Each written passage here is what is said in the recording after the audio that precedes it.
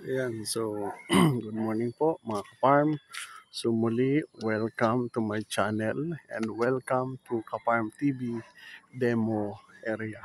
So sa lahat po ng atin pong mga solid kaparm from Luzon, Visayas, Mindanao, muli po, nandito po ang inyo pong nag-iisang kaparm upang patuloy po na mag-update sa inyo mga ka-farm. So, ang atin pong climatic condition, wala pa rin pong ulan, napakatindi po ng init, kung kaya tulad po ng ipinangako ko sa inyo, ang akin pong ginawang protocol na ito ay kakaiba, di tulad ng dati at kakaiba, hindi din po tulad ng atin pong mga nakasanayan. Ito po ay demo ko na aktual na ginagawa sa kadahilanan po sa napakalaki po ng problema ng atin pong mga kasalukuyan nagpapabunga dahil po sa napakatinding init po ng panahon na dinadanas po natin ng dahil sa atin pong climate change. Ayan po, bumili po ng gasolina, yung isang katulong natin dito.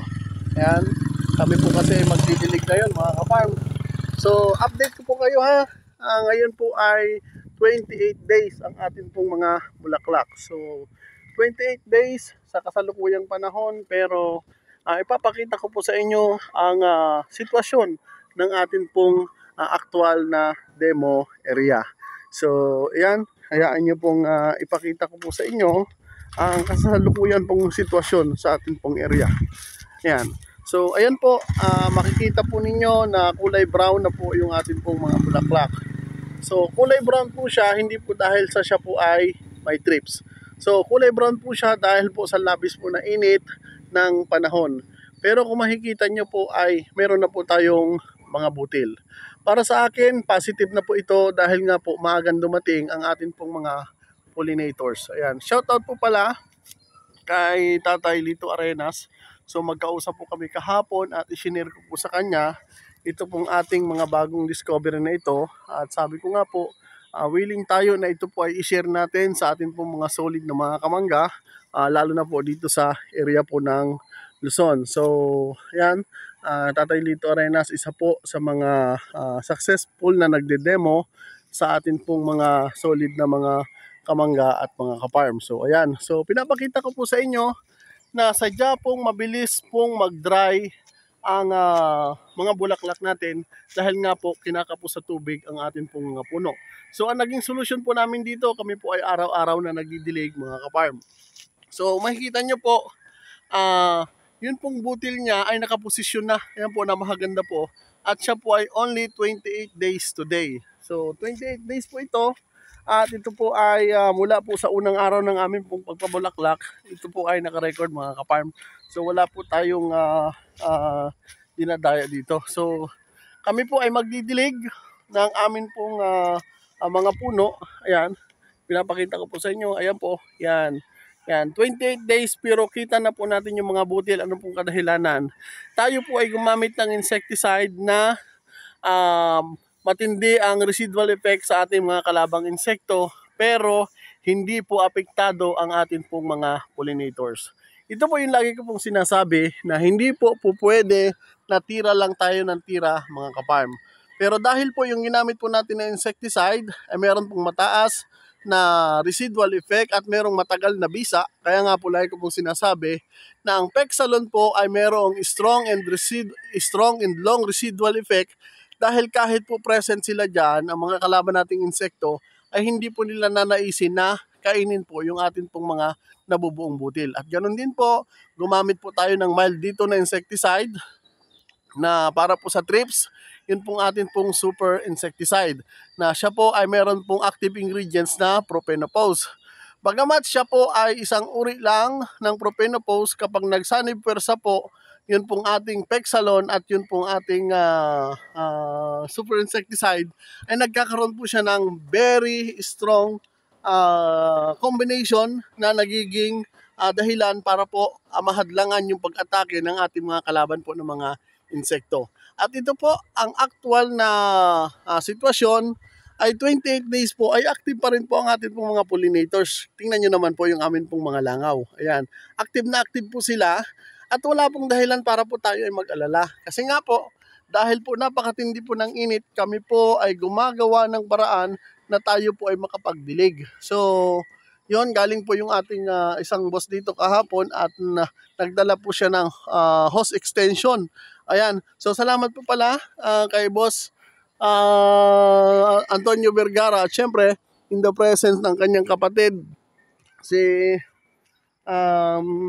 kuya na naghatid ng hose dito kahapon. So ayan, so salamat po. 30 days kami po ay magpa-partial hugas dito. Hindi na po natin ito paabutin ng 32 sapagkat alam naman po natin na hindi po pwede na tayo po ay mag-i-easy go lucky dahil nga po mataas po ang density ng hoppers at trips, mataas din po ang atake at mabilis din po ang kanilang pagdami habang nawawala po yung bisa ng ating pong lason. So tayo po ay magkakaroon lang dito ng 7 days na ibibigay para ma-enjoy ng mga pollinators kasi nga po tayo po ay nag-spray ng pabaon ng 23 days. So sa 7 days na yon, na-enjoy na nila yung amoy ng ating mga bulaklak at sapat na po yung mabubuo nating mga butil. Kasi hindi naman po natin kailangan yung sobra-sobra po na mabubuo dyan. Ang kailangan lang po natin ay yung tinatawag nating quality na mga nabubuong butil. So ngayon ay 28 days, meron po tayong 2 days at tayo po ay maghuhugas dito ay sa linggo, 30 days mga ka-farm. Siyempre, kasama natin si Kuya Tirso, si Francis at siyempre si Ate at inyong lingkod. So mga gagamitin natin dito, ila-live mixing ko po sa inyo yon pero abangan nyo po muna ha, hindi ko po muna pwedeng i-broadcast ngayon. Basta sa linggo po, abangan po ninyo yung amin pong magiging live mixing mga ka-farm. So ito po yung ipinangako ko sa inyo na hindi po ako magtatago sa inyo ng anuman pong uri ng impormasyon tungkol po sa akin pong demo na ito. Ito po ang sagot ko doon sa napakarami pong katanungan ng ating mga solid ka-farm na bakit daw po pagkatapos silang pagpabaon ay nasusunog, nasisira ang kanilang mga bulaklak. So yan po ang sagot ko. Kulang kayo sa pollinator, napapatay nyo ang pollinator at naitataboy ninyo ang mga pollinator. Kung kaya ang development ng ating mga bulaklak ay hindi nagtutuloy. At pangalawa, kulang sa tubig, hindi kayo nagdidilig. Kaya ipinapakita ko po sa inyo na aktual na kami po ay nagdidilig dito. Araw-araw po kahit po pa konti-konti. Napakahalaga po na meron tayong tubig na naibibigay sa atin pong mga puno. At syempre, mapalad po tayo na meron po tayong sprayman na matagal na pong nasa industriya. Bagamat siya po ay tumigil ng dahil sa mga failure, nagpapasalamat po ako na very observant siya at meron po talaga siyang alam sa mangga.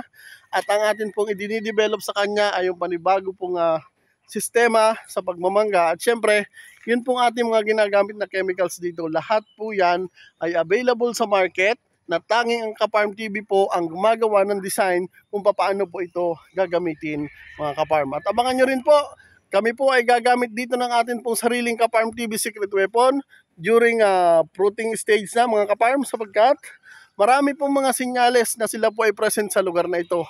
Ngayon pa lamang po ay napakarami na pong mga tusok-tusok sa dahon. So lalo po na mas magiging matindi ang atake nila kapag ito po ay ganap ng butil mga ka-farm. So muli, shoutout po sa boss ko, Boss Antonio Vergara, katulad po nung sinabi ko sa inyo, bagamat ako po ay may dinadalang karamdaman sa katawan ko, alam ko naman po sa sarili ko na kaya ko po ang trabaho kong ito. Kaya ito po, inaalay ko po sa inyo ang isang pangako po na hindi ko po pababayaan ang ating area at ito po ay tinutupad ko lamang kasabay po ng akin pong advokasya at syempre nang dahil po sa inyo pong pagtitiwala. With Boss Kenny, boss, shout out sa inyo. Syempre, salamat din po sa suporta kahit po sobrang busy ninyo.